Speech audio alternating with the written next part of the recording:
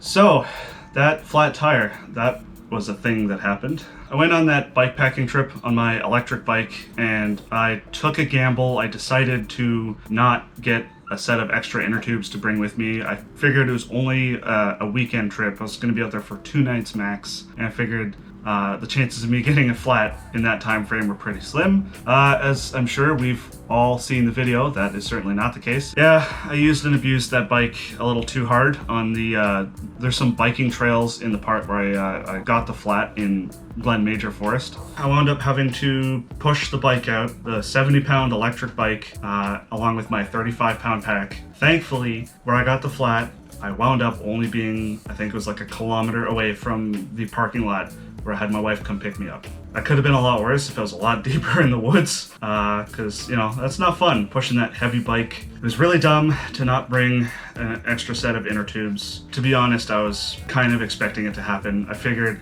something always happens on these trips. If anything's gonna go wrong, it's more than likely me getting a flat, and sure enough, that's what happened. Going forward, I'm definitely going to have at least one extra inner tube along with all the tools to make the change with me. I actually did have all the tools I needed to swap the inner tube. I just did not have the inner tube itself or a pump.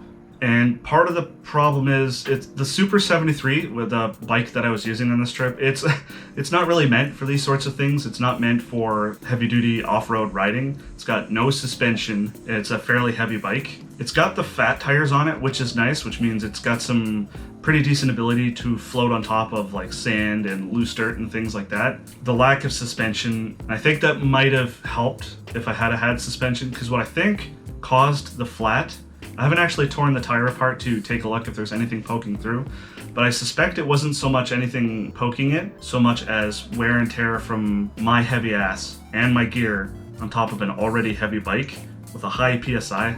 I think I pushed a little too hard and popped it. And the other thing with this specific electric bike, it can be rectified by getting a faster charger, but I did this trip with the default charger that the bike comes with, which is not a fast charger. And to charge that bike from empty to full takes 5 hours. So 5 hours to fully charge that thing, that is way too long.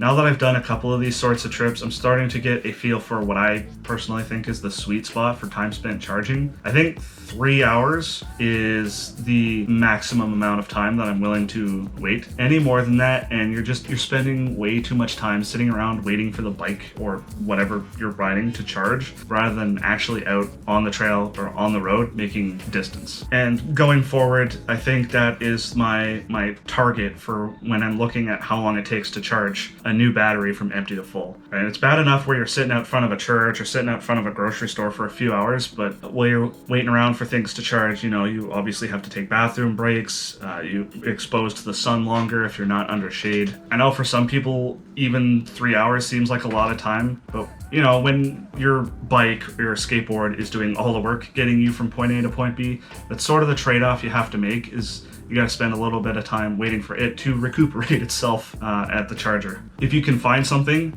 that does more distance and takes less time to charge, by all means go for it. I'm just thinking of like the maximum amount of time I'm willing to wait.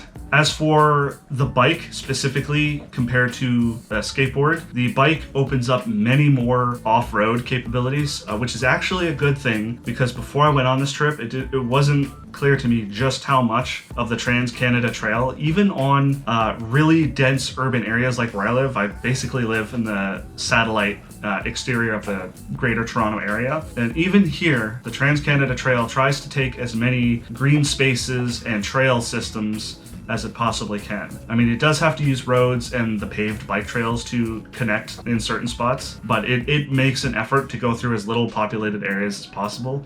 And that was really apparent to me on this trip. Like, there were so many places I could have stealth camp, and that surprised me. I figured I would have trouble finding places that would be good stealth camps, but no, like 90% of the trail you could find somewhere to stealth camp if you looked hard enough. Some of it was clearly obvious, some of it you might have had to kind kind of go off trail for like half a kilometer to be out of sight. And part of that is because the bike can get onto these more dirt type trails, compared to the skateboard. Skateboard's got, hard street wheels. The only thing it's good for that's not paved is like super dense, hard packed, flat dirt trail. Whereas the bike, especially this one with the fat tires, just had many more opportunities open up to it. And those sorts of areas are where the stealth camp spots really start to open up and give you more options. When you're doing the skateboarding type trips, you're probably going to have to stick to more paid and official sites, whereas with the bikepacking option, you have more stealth options available to you since you're off the beaten path, so to speak. Yeah, I don't know, this is just something interesting that I realized out of this trip.